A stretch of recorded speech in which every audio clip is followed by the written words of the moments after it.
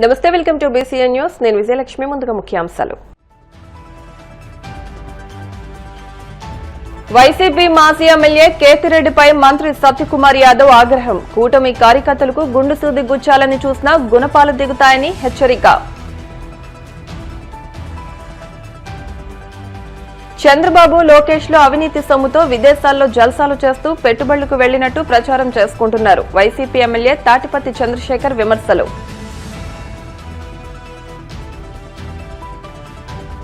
కడప నగరంలో జరుగుతున్న special drive ను పరిశీలించిన జిల్లా ఎస్పీ విశ్వనాథ్. రోడ్డు భద్రతా నియమాలు అతిక్రమించే వారిపై కఠిన చర్యలు తప్పవని హెచ్చరిక.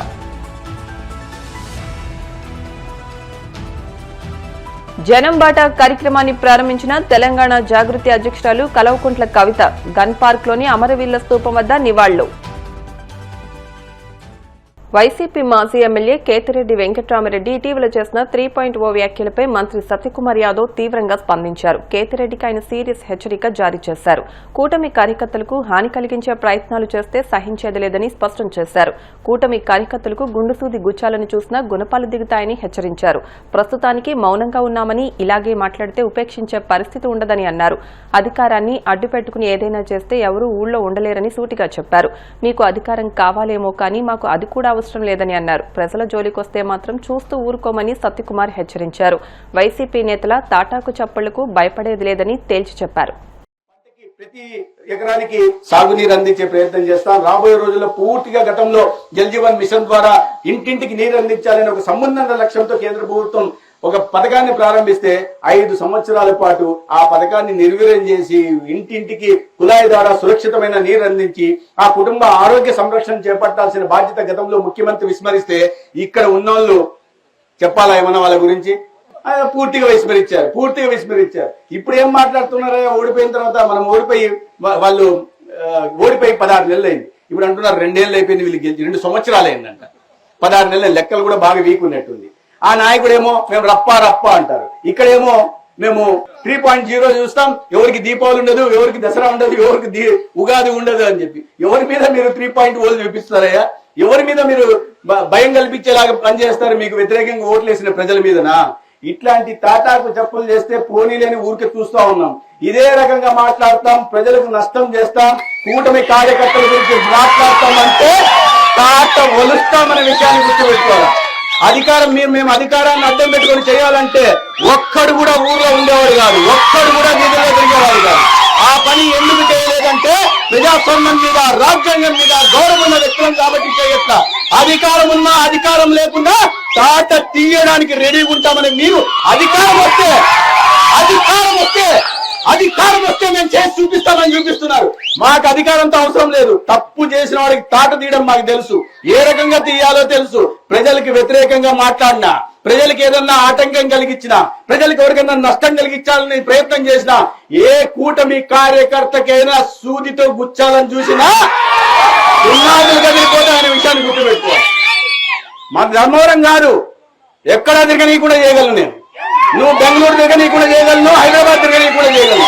కాబట్టి మేము అభివృద్ధి మీద ఆలోచిస్తున్నాం, గ్రామాలకు రహదారుల నిర్మాణం గురించి ఆలోచిస్తున్నాం, రైతులకు సాగునీరు అందించడం గురించి ఆలోచిస్తున్నాం, యువతకు ఉపాధి అవకాశాలు అందించడం గురించి ఆలోచిస్తున్నాం, చేనేతలకు మెగా హ్యాండ్లూమ్ క్లస్టర్ తీసుకురావడం కోసం చూస్తున్నాం, వ్యవసాయం కోసం కృషి విజ్ఞాన కేంద్రం తీసుకురావడం కోసం చూస్తున్నాం, ఈ ప్రాంతంలో ఉంటున్న యువత దేహ దారుణ్యం కాపాడడం కోసం స్టేడియం తీసుకురావడం కోసం చూస్తున్నాం, ఈ ప్రాంతంలో ఉన్న వాళ్ళకి ఒక ఆయుర్వేద కాలేజ్ తీసుకురావడానికి ప్రయత్నం చేస్తున్నాం, గ్రామంలో ఎక్కడ కూడా ఎటువంటి సమస్యలు లేకుండా వాటిని తీర్చడానికి చూస్తున్నాం, కరెంటు కొరతలు లేకుండా తీర్చే ప్రయత్నం మేం చేస్తుంటే ఈ రకంగా మాట్లాడడం చేస్తే 3.0 3.0 భయపెడతాం, కొడతాం, నడతామంటే బిడ్డ ఎక్కడ తిరగలేరు. మళ్ళీ ఆ విషయం కూడా గుర్తుపెట్టుకోవాల్సింది. ఈ కార్యకర్తలు ఏమైనా భయపడి పారిపోతున్నారు అనుకుంటే వాళ్ళని ఇంటికి పిలుచుకొని చెప్పుకో, తప్పు లేదు. నువ్వు వాళ్ళని సంధాయించుకో, కాపాడుకో, ఇబ్బంది లేదు. మేము ఎవరిని ఇబ్బంది పెట్టట్లా. కానీ ఇటువంటి మాటలు మాట్లాడితే మాత్రం ఫారెన్ ట్రిప్పులుగా పోలేవు, హైదరాబాద్ పోలేవు. ఆ విషయం జాగ్రత్తగా గుర్తుపెట్టుకోవాల్సిన అవసరం ఉంది. కాబట్టి ఇటువంటి మానే ఎంత గొప్ప మనసు అంటే, నేను వ్యక్తిగత పనులు అడగద్దని నేను చెప్పట్లా, బాధ్యతగా అడగాల, గట్టిగా అడగాల, చేయగలిగిన చేయండి, నేను చేస్తాను. కానీ వీళ్ళు మాత్రం ఎప్పుడు కూడా మా ఊరికి రోడ్డు ఇమ్మన్నారు కానీ వ్యక్తిగత పనులు అడగలేదంటే ఎంత గొప్ప మనసులు ఉన్న నాయకులు మన కూటమిలో ఉన్నారనే విషయాన్ని ఇటువంటి నాయకులు మా దగ్గర ఉండి ఊర్లో గ్రామం గురించి ఆలోచిస్తా, గ్రామం అభివృద్ధి గురించి ఆలోచిస్తా, గ్రామంలో ఉన్న వాళ్ళందరినీ కుటుంబ సభ్యులుగా ఆలోచిస్తా, వారి సంక్షేమం గురించి ఆలోచిస్తా, పిల్లలకు ఉజ్వల భవిష్యత్తు అందించాలని మా వాళ్ళు ఆలోచిస్తా అంటే కూటమి వాళ్ళేమో 3.0 భయపెడతాం, దీపావళి రాని దీపావళి రానిచ్చేది, దసరా రానిచ్చేది. ఇట్లే ఉంటే మాత్రం జాతర చేస్తాం, అది కూడా చెప్తాను. జాగ్రత్తగా ఉన్నాయి, మాటలు జాగ్రత్తగా తెచ్చుకోండి. ప్రజలను భయపెడతామంటే సాధ్యం కాదు. 11కి వచ్చాయి గతంలో, ఈసారి ఇట్టే మాట్లాడతా. అధికారంలోకి వచ్చిన నాటి నుంచి ఏపీలో దోచుకున్నది దాచుకోవడానికే తండ్రి కొడుకులు చంద్రబాబు, లోకేష్ విదేశాలకు వెళ్లారని, అవినీతి సొమ్ముతో విదేశాల్లో జల్సాలు చేస్తూ పెట్టుబడులకు వెళ్లినట్టు ప్రచారం చేసుకుంటున్నారని ఎర్రగొండపాలెం ఎమ్మెల్యే తాటిపర్తి చంద్రశేఖర్ ఆగ్రహం వ్యక్తం చేశారు. తాడేపల్లిలోని వైసీపీ కేంద్ర కార్యాలయంలో మీడియాతో మాట్లాడుతూ 2014-19 మధ్య కూడా ఏపీకి లక్షల కోట్ల పెట్టుబడుల వరద అంటూ ఎల్లో మీడియాలో ప్రచారం చేశారని, ఏపీకి ఒక్క పరిశ్రమను కూడా తేలేకపోయారని విమర్శించారు. వైఎస్ జగన్ తన 5 ఏళ్ల పాలనలో తీసుకొచ్చిన పరిశ్రమలనే తనవిగా చెప్పుకోవడం తప్ప చంద్రబాబు చేస్తున్నదేమీ లేదని ఆరోపించారు. చంద్రబాబు మార్కెటింగ్ చేసుకుంటున్న గూగుల్ డేటా సెంటర్ కి వైసీపీ హయాంలోనే బీజం పడిందని అన్నారు. డబ్బుని విచ్చలవిడిగా ఖర్చు చేస్తూ విదేశాలలో విహారయాత్రలు చేస్తూ ఉంటారు. గతంలో అయితే చంద్రబాబు నాయుడు గారు ఒక్కరే ఉండేవాళ్ళు. ఇవాళ ఆయనకి తోడుగా సరిజోడుగా కొడుకు కూడా చేరిపోయాడు. ఇతను కూడా పర్ఫార్మెన్స్ లో చాలా 0 మార్కులు కొట్టేసేటటువంటి అగ్రగణ్యుడు. లోకేష్ గారి పర్ఫార్మెన్స్ గురించి చూస్తే విద్యాశాఖలో జరుగుతున్నటువంటి విధానాలను ఒక్కసారి గాని గమనిస్తే ఆయన పర్ఫార్మెన్స్ ఎంత పూరో అర్థమవుతూ ఉంటుంది. ఇవాళ విద్యాశాఖలో 8వ తరగతి బిడ్డను తీసుకెళ్లేసి అత్యాచారం చేస్తూ ఉంటే ఎక్కడికక్కడ బాత్రూముల్లో కెమెరాలు పెట్టేటటువంటి వ్యవహారాలు కనపడుతూ, గూడాలకు సంబంధించినటువంటి ప్రాంతాలలో వసతి గృహాల్లో బిడ్డలు చనిపోతూ, కలుషిత నీటిని తాగి అనేక రోగాల బారిన పడుతుంటే ఎక్కడా కూడా విద్యాశాఖ మంత్రికి పట్టదు, చీమ కుట్టినట్టు కూడా ఉండదు. ఇవాళ తండ్రేమో దుబాయ్ ట్రిప్పు, కొడుకేమో ఆస్ట్రేలియా ట్రిప్పు. బాల్యే కుదిరేరాయా జోడీ మీరిద్దరు. ఈ రాష్ట్రానికి అన్యాయం చేస్తూ కూడా ప్రచారం చేసుకోవటంలో మీకే సాటి.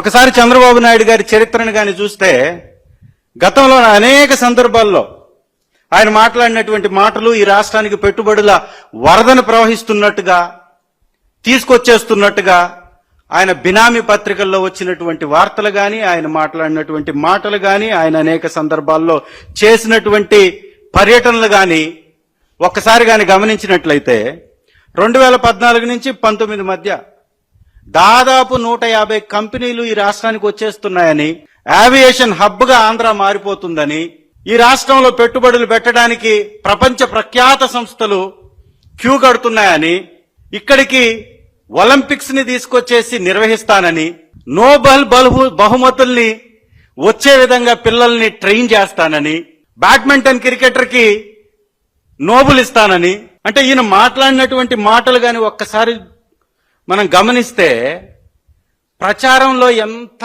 పిచ్చి బట్టి వ్యవహరిస్తాడో ప్రచారం కోసం ఇట్లే మనకు కనపడుతూ ఉంది. రాష్ట్రానికి 150 సంస్థలు వచ్చేస్తున్నాయి. ఈనాడు పత్రిక రాసేస్తుంది టక్. ఆయన చెప్పటమే ఆలస్యం, అచ్చేసేస్తాడు, అడ్డగోలుగా ప్రచారం చేసేస్తాడు. ఈనాడు హ్యాపీగా ఏపీకి పెట్టుబడుల వరద అని ఇంకొక వార్తను రాసేస్తాడు. ఇవన్నీ గాని ఒక్కసారి నెమరు వేసుకుంటే ఊహాజనితమైనటువంటి ప్రచారాలు తప్ప పెట్టుబడులు సాధించటానికి కానే కాదు అనేది మాత్రం ఇవన్నీ ఉదాహరణలు మనం ఒక్కసారి గమనిస్తే ఇట్టే అర్థమైపోద్ది. ఎందుకు చంద్రబాబు నాయుడు గారు విచ్చలవిడిగా ఇవి విదేశీ పర్యటనలు చేస్తూ ఉంటాడంటే జల్సాలకు అలవాటు పడ్డటువంటి మంత్రుల్ని, జల్సాలకి ప్రభుత్వ డబ్బుని విరివిగా ఖర్చు పెట్టడానికి అలవాటు పడ్డటువంటి చంద్రబాబు నాయుడు గారి ప్రభుత్వం మంత్రుల్ని, ఎమ్మెల్యేలని షికారులకు తీసుకెళ్తాడు. ఇక్కడ సంపాదించినటువంటి సంపాదనని అక్కడ దాచిపెడతాడు.